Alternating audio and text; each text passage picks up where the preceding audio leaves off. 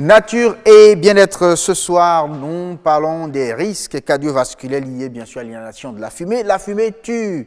Ah oui, ça tue et vraiment, il paraît que le cœur est un indicateur privilégié des dégâts de la fumée sur l'organisme humain. Ben, tous les détails vous seront donnés dans un instant. On suit d'abord le reportage. La pollution atmosphérique, une menace pour la santé de l'environnement et de l'écosystème. En République du Bénin, c'est une réalité qui se vit au quotidien dans les grandes villes du pays. Et pourtant, la loi cadre sur l'environnement définit la pollution atmosphérique par l'émission des gaz, des fumées ou des substances toxiques de nature à mettre en péril la vie des êtres vivants et leur sécurité.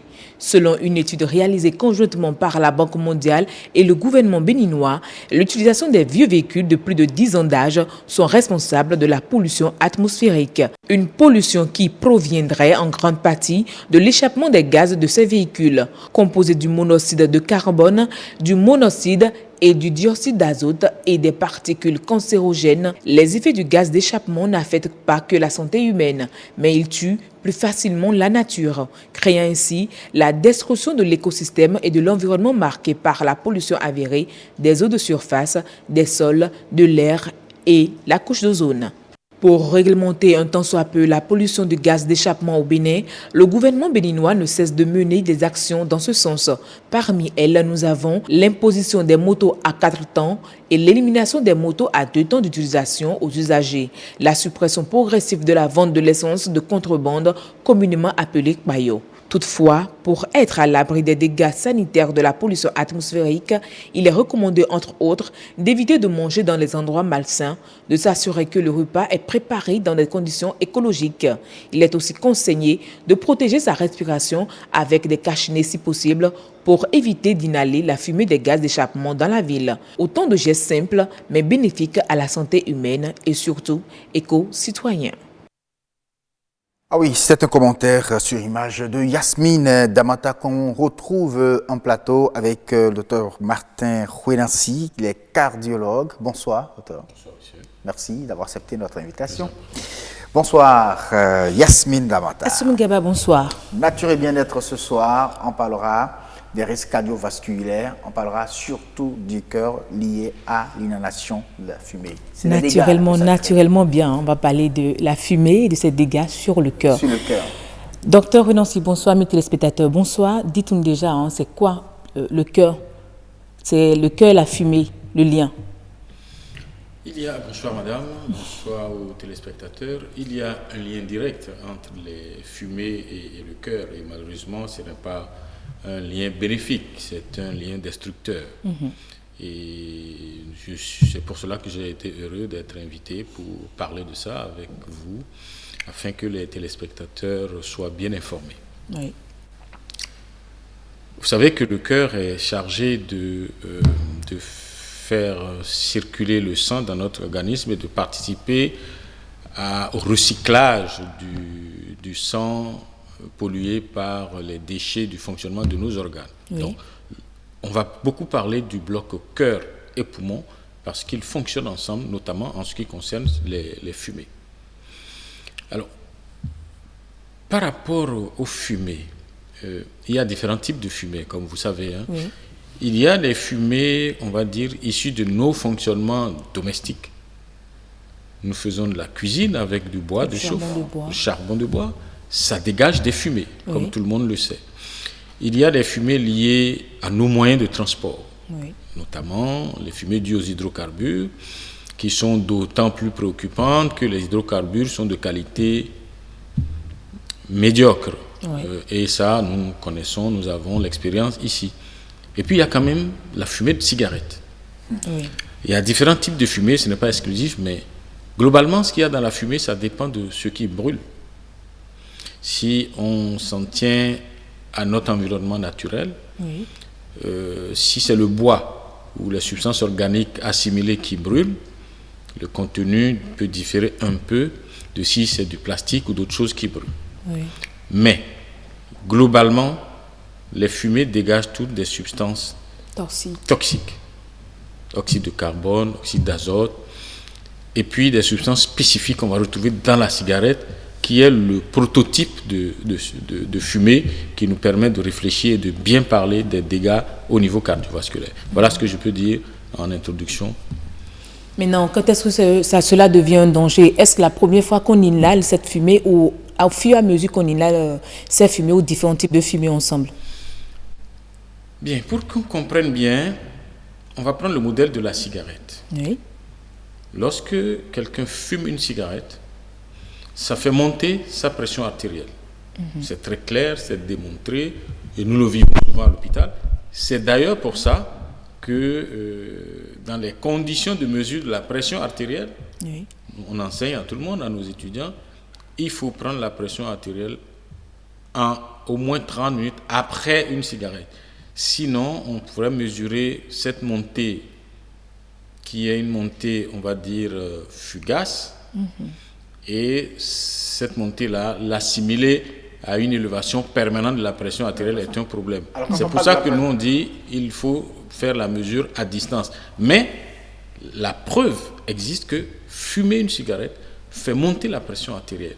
La preuve existe que fumer une cigarette peut créer des dégâts importants à l'intérieur de nos artères, de notre cœur. C'est vrai que ce n'est pas tout le temps que ça existe, mais fumer une cigarette peut amener ce qu'on appelle une rupture de plaque et une obstruction d'une artère. Et ça, c'est quelque chose qui peut conduire au décès. Alors, quand vous dites que ça fait monter la pression artérielle, est-ce que c'est ça qu'on appelle la tension? Ça fait monter la tension? Oui, ça fait monter la tension. C'est ça. Ça fait monter la tension. C'est clair, c'est démontré. Pour être beaucoup plus clair... Oui, non, il n'y a pas de problème. spectateurs. C'est vrai que la pression artérielle, dans le langage commun, tout le monde appelle ça la tension. La tension, voilà. L'hypertension artérielle, pour nous, c'est l'élévation de cette pression artérielle-là, ou de cette tension, pour que les gens comprennent. Alors, donc, ça dit que la fumée qu'on inhale, on remarque ça directement au niveau du cœur. Parce que nous avons dit que le cœur est un indicateur. Oui, des dégâts, bien sûr, créés par cette fumée. L'un des indicateurs du bon fonctionnement du cœur, c'est la pression artérielle. Et je viens de vous donner l'exemple sur le fait que fumer une cigarette fait monter la tension, la pression artérielle. Mais ça ne fait pas que ça. Globalement, les fumées vont agir sur le cœur et les vaisseaux de deux façons. D'accord. Il y a une façon directe par les poumons, puisque les fumées, c'est quand même de l'air, on inhale. Oui. Ça passe par les poumons. Qu'est-ce que ça fait au niveau des poumons? Ça fait trois choses. Ça va créer des obstructions. Ça va créer de l'irritation. Et ça peut conduire à long terme à un cancer. Un cancer du poumon ou du cœur? Du poumon. Si ça crée de l'obstruction et de l'inflammation au niveau des bronches, ces bronches-là vont devenir des pièges à air. Le fonctionnement normal du poumon et de la respiration va se détériorer à long terme.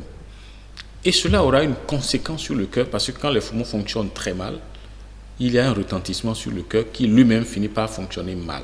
Ça, c'est le lien par les poumons. Mais il y a un lien direct, parce que les substances qu'il y a dans la fumée vont passer dans le sang. Okay. Et au niveau du sang, ces substances-là vont aller créer un mauvais fonctionnement au niveau des cellules nobles de nos artères. Ça va les affecter en quelque sorte. Ça va les affecter et ça va globalement créer de l'irritation et de l'obstruction aussi. Et vous savez que les artères, ces artères-là, leur rôle, c'est d'apporter le sang nourricier à nos organes. Oui. Si elles sont obstruées, le sang nourricier ne parviendra pas. Si elles sont bouchées, c'est que le sang ne viendra pas. Et il va se passer ce qui se passe sur les plans d'un jardin qui est privé d'eau. Alors, comment protéger notre cœur contre cette fumée que nous inhalons tous les jours? Puisque nous, moments déjà au village, c'est toujours les bois de chauffe qu'elles utilisent. Comment protéger leur cœur contre cette fumée? Il y a plusieurs façons de faire. Il y a des actes individuels et puis il y a des actes collectifs. Les actes individuels, si je prends le cas de la cigarette, il faut s'abstenir de fumer. Il faut s'abstenir d'être à côté de quelqu'un qui fume.